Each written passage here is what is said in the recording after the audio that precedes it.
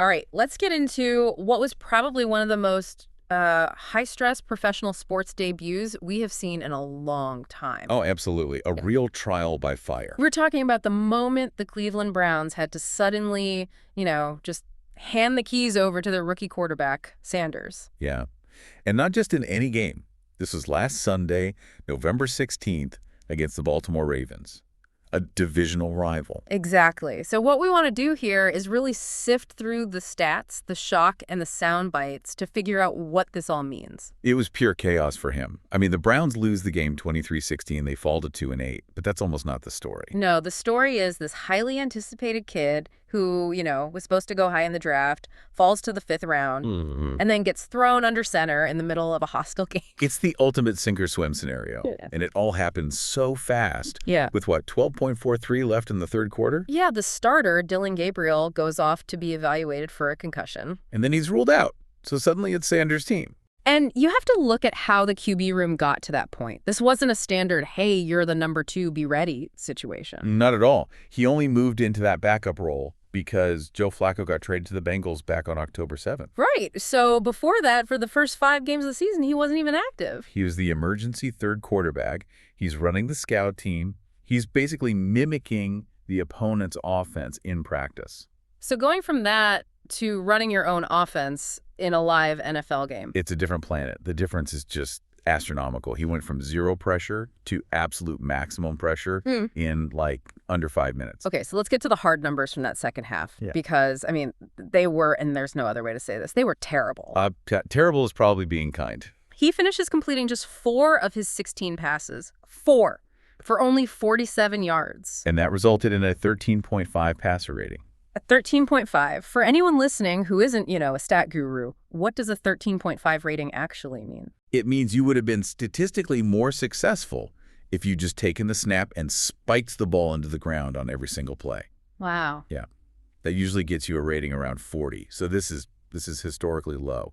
It shows a complete breakdown. He did run it 3 times for 16 yards, showed some athleticism, but the passing game was just non-existent. And the whole offense reflected that, right? In the 6 possessions he led, they gained, 44 total yards. 44 yards on 28 plays, only 4 first downs, 2 3-and-outs. It was just complete stagnation. And the negative plays, they were huge. He was sacked twice. And that one by Kyle Hamilton, the Ravens safety. That was a big shot. An 11-yard loss, and he fumbled. Yeah, luckily guard Wyatt Teller jumped on it, but that kind of hit. That can really rattle a young quarterback. Oh, it messes with your internal clock. And you saw the result on the very next series. The turnover. Yeah, the interception. It was 3rd and 10, deep in their own territory. And Kyle Van Noy just blows right through the protection. Exactly. Hits Sanders as he's throwing. The ball flutters, and Nate Wiggins picks it off easily. So you look at that 4-series stretch in the middle of it all. He was 0 for 7 with a sack and that interception. That's where the game just got away. It's the physical manifestation of zero chemistry meeting a very, very aggressive defense. And that brings up the quotes from the locker room, which really tell the whole story. Coach Stefanski said, it's tough coming in as a backup. Of course. But is that, a good enough explanation, or does this point to a bigger issue with preparation? Well, I think that's the critical question, right? Yeah. Because you listen to his teammates. Wyatt Teller, the veteran guard, he said he'd only heard Sanders' cadence. The snap count. The snap count, yeah. He'd heard it maybe 2 or 3 times before that game. Wait, 2 or 3 times the entire season? That's insane. It's a massive disconnect. The snap count is the heartbeat of the whole operation. If the line doesn't know the rhythm, the play is dead before it starts. And then there's what Sanders himself said. He completed a pass to Jerry Jeudy and admitted it was his first ball to him all year. That quote right there says more than the 13.5 passer rating. It explains everything. It has to. It explains the bad timing, the inconsistent ball placement. You can't build that trust, that muscle memory on the fly on a Sunday afternoon. It's impossible. And the Ravens knew that. Oh, they knew. Coach Harbaugh even said their game plan didn't change much, but they definitely blitzed him more. They wanted to rattle the rookie. They took away his time because they knew he didn't have the chemistry with his guys to beat it, a perfectly targeted strategy. And it worked. But, okay, despite all that brutal stretch, we have to talk about the final drive. Right, there was a spark. After the Ravens scored to take the lead, Sanders had to move the ball, and he actually did. He hits Harold Fannin Jr. for a big 25-yard gain. And then a 10-yarder to Jeudy. Yeah.